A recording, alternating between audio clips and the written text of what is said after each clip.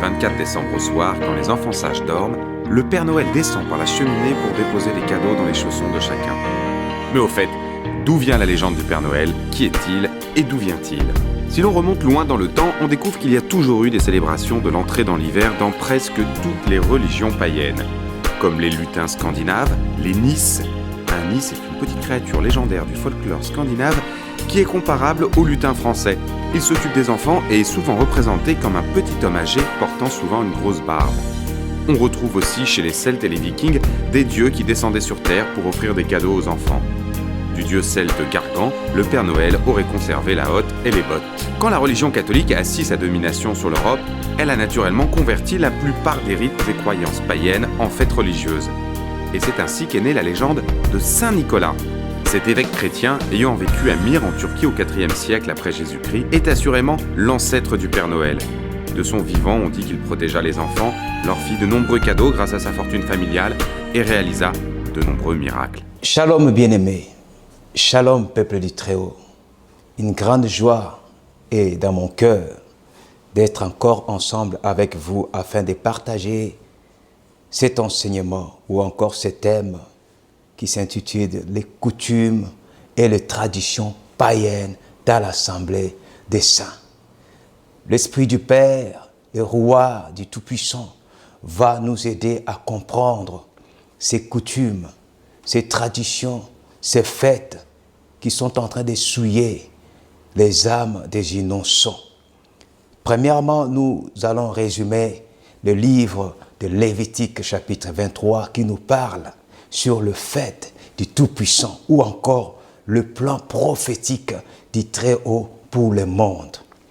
Nous reconnaissons que ces fêtes du livre de Lévitique représentent les calendriers sacrés prédestinés par les saints créateurs, accomplis et manifestés par le Messie, Yeshua, notre Sauveur, pour le salut des hommes. Les Saintes Écritures nous disent l'agneau a été prédestiné, selon les écrits saints, afin de donner le vrai sens à ces fêtes qui sont des rendez-vous solennels de notre Père, le Tout-Puissant. Et ce sont des fêtes établies par lui-même, le Père, le Tout-Puissant, par les Saintes Écritures, à perpétuité. Et allons comprendre combien importantes elles représentent ces fêtes, les calendriers de l'histoire du monde, de l'histoire de la rédemption et de l'histoire du Messie, Yeshua, manifesté, crucifié sur la croix, ressuscité le troisième jour, assis à la droite du Père. Et jusqu'aujourd'hui, nous continuons toujours dans ces calendriers de Lévitique chapitre 23 au travers de ces fêtes prophétiques. Et nous comprenons que chaque fête représente une étape de la rédemption du salut des hommes. Et voici en résumé ces fêtes. Nous avons premièrement, dans le livre de Lévitique, chapitre 23, le Père nous parle du sabbat. Le sabbat est une grande fête devant le Tout-Puissant. Le sabbat, comme nous le savons, c'est le 7e jour du Tout-Puissant, qui est appelé le samedi, qui commence à partir du vendredi soir au coucher du soleil et qui se termine aussi le samedi soir au coucher du soleil.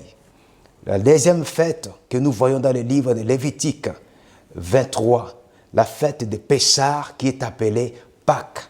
Et cette fête symbolisait aussi la crucifixion, la souffrance du Messie pour le salut de la race humaine. Car le livre d'Apocalypse, chapitre 5, nous dit que l'agneau a été immolé et par son sang, il a racheté les hommes de toute langue, de tout peuple, de toute tribu, de toute nation.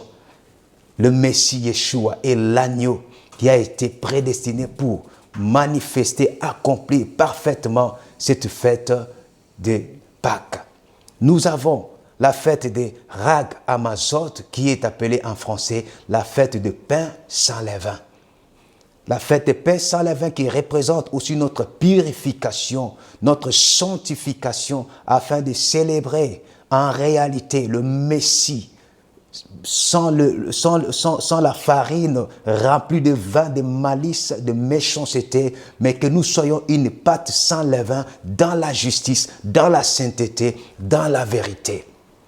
Ensuite, nous avons la fête Yom Abikurim, qui est appelée la fête des prémices. Et c'est au jour de cette fête-là que Yeshua, le Messie, le roi des rois, est sorti du tombeau par la puissance du Saint-Esprit. Et il est le premier-né d'entre les morts. En réalité, c'est le Messie qui est le prémisse, le premier-né d'entre les morts, qui est ressuscité avec nous pour la vie éternelle.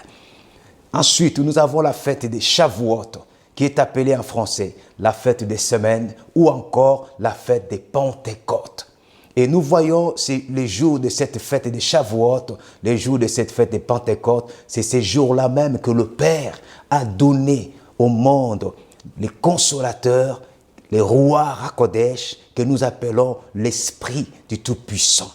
Les jours de la Pentecôte ou le jour de cette fête des Shavuot. Ensuite, nous avons la fête de Yom Teruah, qui est appelée la fête de la trompette. Cette fête se manifestera quand la 7e trompette sonnera. Cette fête représente la 7e trompette, le retour du Messie Yeshua, HaMashiach, notre Sauveur. Ensuite, nous avons la fête de Yom Kippour, qui est appelée en français les jours du grand pardon. Cette fête se manifestera selon le calendrier du Tout-Puissant quand le peuple juif, le peuple d'Israël reconnaîtra leur Messie qui est notre Messie, Yeshua, HaMashiach, et ils vont se repentir et le Père accordera le pardon et cette fête sera manifestée en réalité. Yom Kippour, le jour du grand pardon.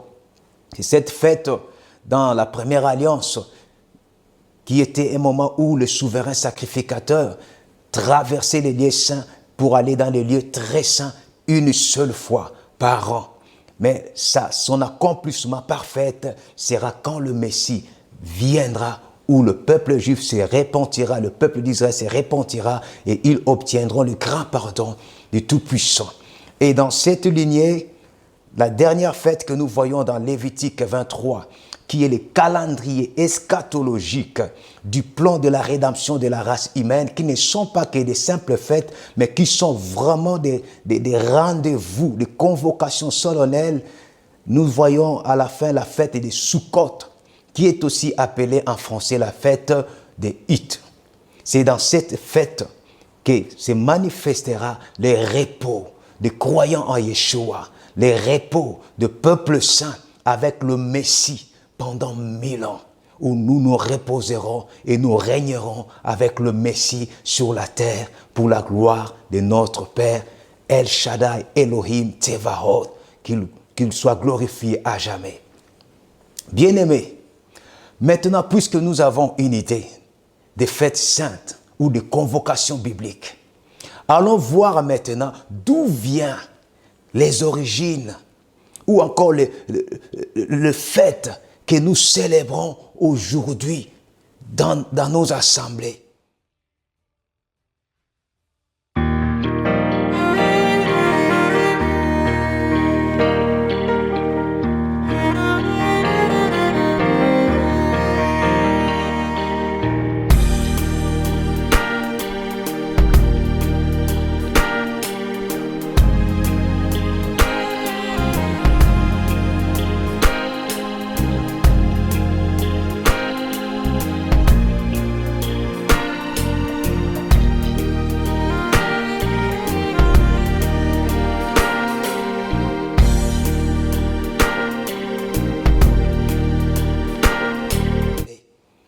fils du Très-Haut, fils du royaume, fille du royaume, chaque chose que tu dois faire, il faut examiner les saintes écritures. Car tout ce que l'homme rajoute, bien-aimé, ça contredit la parole, ça contredit la véracité de la parole. Et Paul nous dira, nous n'avons pas une force, une puissance à lutter contre la vérité, mais nous en avons que pour la vérité. Et le Messie nous a dit, Père, sanctifie-les par ta vérité, ta parole est la vérité. Nous sommes appelés à vivre la vérité, à mettre la vérité en pratique. Et la vérité, c'est la parole aussi que le Père nous a donnée, que nous appelons la Sainte Bible. Nous allons examiner ces coutumes, ces traditions païennes dans l'Assemblée des Saints. D'où ça vient et pourquoi nous ne sommes pas appelés à le faire. Premièrement, aujourd'hui, nous allons aborder la fête que beaucoup appellent Noël, qui est aussi appelée la Saint-Nicolas. Le livre de Luc, chapitre 2, le verset 8 au verset 9 nous relate la naissance du Messie. Et il dit, il y avait dans cette même contrée des bergers qui paissaient dans le champ le veille de la nuit pour garder leurs troupeaux. Et voici un ange du Très-Haut leur apparut, et la gloire du Très-Haut resplendit autour d'eux. Et ils furent saisis d'une grande frayeur.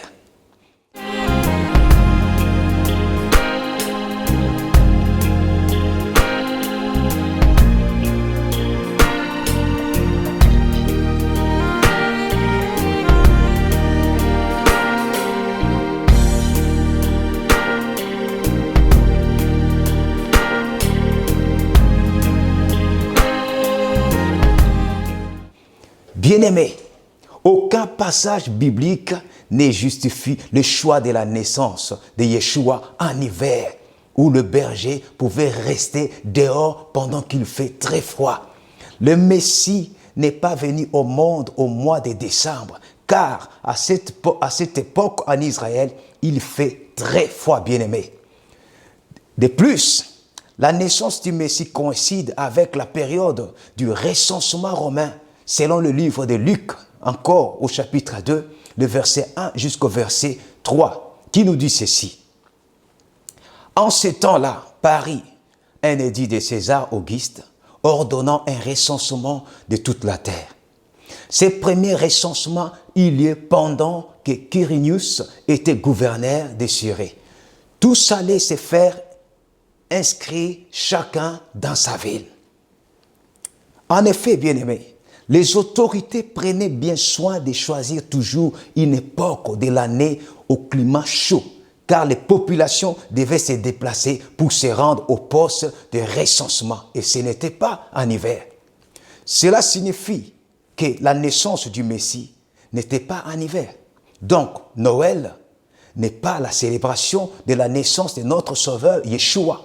Et parmi ces fêtes même que nous venons de lire dans les Saintes Écritures, nulle part les Saintes Écritures, là où le Père nous a parlé, là où la parole même dit toute Écriture est inspirée pour nous instruire, pour nous édifier, pour nous éduquer. Nulle part, les Saintes Écritures nous montrent là où on doit célébrer la naissance de Yeshua HaMashiach, que ce soit le 25 décembre, le 24, le 21 ou je ne sais pas quoi. Or, nous savons qu'il y a un peuple qui avait pour habitude de faire un culte au soleil le 25 décembre de chaque année. Et ce culte fut repris par Babylone et par tous les empires qui sont succédés après Babylone, dont l'empire même romain ainsi que l'Union européenne aujourd'hui, qui est la résurgence de l'empire romain. Et tous ces empires-là, ils ont adopté la fête du Dieu Soleil. Et pour faire souiller le peuple saint, qu'est-ce qu'ils ont fait? Ils ont fait rentrer ça dans l'Assemblée des saints. La parole nous dit dans les livres d'Ecclésiaste, par la bouche du roi Salomon, ce qui était, c'est ce qui sera. Et ce qui s'est fait, c'est ce qui se fera. Il n'y a rien de nouveau sous le soleil. Bien-aimés, ce qui se faisait, la fête des soleils, du Dieu soleil qui se faisait dans le passé, C'est ce qui s'est fait aujourd'hui, peuple du Très-Haut, comprenons. Noël est la célébration de la naissance du Dieu Soleil. Cette fête avait lieu au mois de Tébet, qui est le mois de décembre. Et pendant tout ce mois, on gardait allumées les bougies sur les autels, car cette fête est liée à la fête des Lumières, ou l'illumination qui était célébrée avant même la naissance du Messie physique.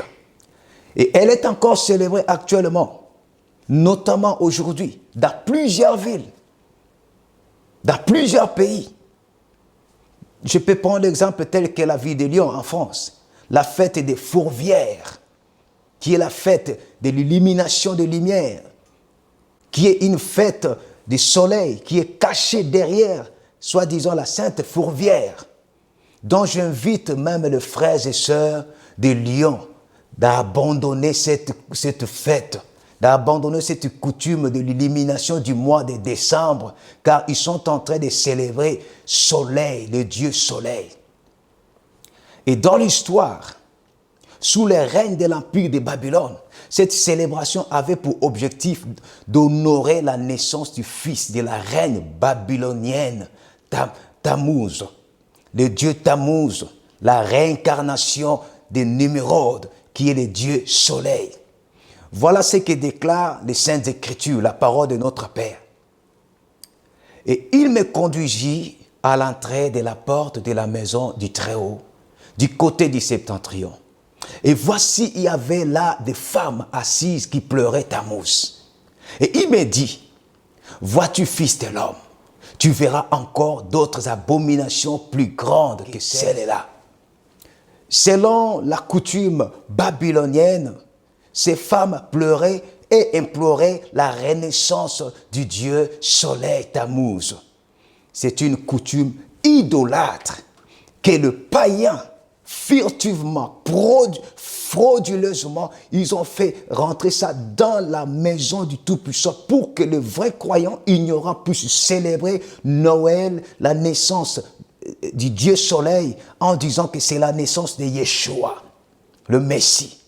Et beaucoup même vont même plus loin à dire Noël veut dire Nova Elohim. C'est nulle part dans les Saintes Écritures. Ce mot Nova Elohim, ça n'existe pas, la naissance de Elohim dans les Saintes Écritures. Et cette fête païenne est rentrée parmi les croyants de Yeshua en l'an 230. Car à Rome, le 25 décembre était la fête de Saturne. Cette fête était célébrée comme le jour de Natalis Invicti Solis. Je répète, Natalis Invicti Solis, qui signifie le jour de la naissance du soleil invaincu, c'est-à-dire le Dieu Soleil, qui était même l'emblème du roi Constantin Ier. Nous comprenons, bien-aimés. Veux-tu continuer à te prostituer du vin de la prostituée ou sortir de la grande Babylone? Écoutons ce que les Saintes Écritures nous disent. Le Tout-Puissant nous dit, je suis Yah, c'est là mon nom, et je ne donnerai pas ma gloire à un autre, ni mon honneur aux idoles. Il est encore dit, sortez de Babylone, mon peuple, afin que vous ne participiez point à ces péchés et que vous ne recevez point de ces plaies, car ces péchés sont montés jusqu'au ciel. Et Yah, notre Père, s'est souvenu de ses iniquités. Ou encore, la parole nous dit par la bouche de Yeshua, le roi de gloire, celui qui vient, Maranatha. Que celui qui est injuste soit encore injuste. Que celui qui est souillé se souille encore. Et que les justes pratiquent la justice. Et que celui qui est saint se sanctifie encore. Voici, je viens bientôt. Et ma rétribution est avec moi pour rendre à chacun selon son œuvre. Peuple du Tout-Puissant, prenons conscience de cet enseignement. Commençons à sortir de Babylone. Commençons à quitter les traditions, les rites, les fêtes païennes. Quelqu'un vous dira, Oui, c'est pour honorer la naissance de Yeshua. Yeshua lui-même a dit qu'on ne rajoute rien, qu'on ne retranche rien. Le livre des Proverbes nous dit tout ce que le Père a déclaré dans les Saintes Écritures. C'est ça qui a de la valeur, on ne peut ni rajouter ni retrancher. Qui nous a ordonné de célébrer la naissance de Yeshua? Yeshua lui-même nous dit de célébrer sa mort qui est la Pâque. Nous expliquerons prochainement sur la fête de la Pâque sans S et la fête de Pâques avec S qui est aussi une abomination. Sortons de Babylone, bien-aimés. Retournons sur le fondement antique. Retournons sur le fondement des apôtres et des prophètes bibliques. Étudions et méditons à la lumière du roi Hakodesh, l'Esprit, le fait du Tout-Puissant, et comprenons que c'est le calendrier eschatologique du plan du Père que le Messie lui-même, par son œuvre, par son sacrifice, a accompli. Et chaque fête se manifeste selon le temps. La fête de Pessah, Pâques, s'est manifestée déjà par la crucifixion du Messie. La fête de Pessah l'avait tout de même. La fête des prémices, il est lui-même le premier-né d'entre les morts. La fête de semaine Shavuot s'est déjà manifestée par la venue du Saint-Esprit, roi. Nous attendons aujourd'hui la fête des trompettes, quand la trompette sonnera. Nous attendons la fête du grand pardon. Nous attendons la fête des huttes, là où nous allons nous reposer avec Yeshua et régner avec Yeshua sur cette terre pendant 1000 ans. Sortons des Babylone, sortons des paganismes, sortons des enseignements erronés, sortons de toutes les séductions des démons, des doctrines des démons. Soyons sanctifiés, retournons dans la repentance, repentons-nous pour avoir pratiqué, célébré ce genre de fêtes et que le Père nous agrée, qui nous pardonne, qui nous purifie, qui nous sanctifie et demeurons fermes dans la parole. Examinons chaque parole, examinons chaque chose avant de mettre en pratique pour demeurer fidèles à la parole. Parce que le Père ne veille pas sur le potentiel, sur la grandeur des hommes, mais le Tout-Puissant veille sur sa parole pour l'accomplir. Il veille sur sa parole pour manifester sa puissance. Que le Père vous bénisse. Shalom.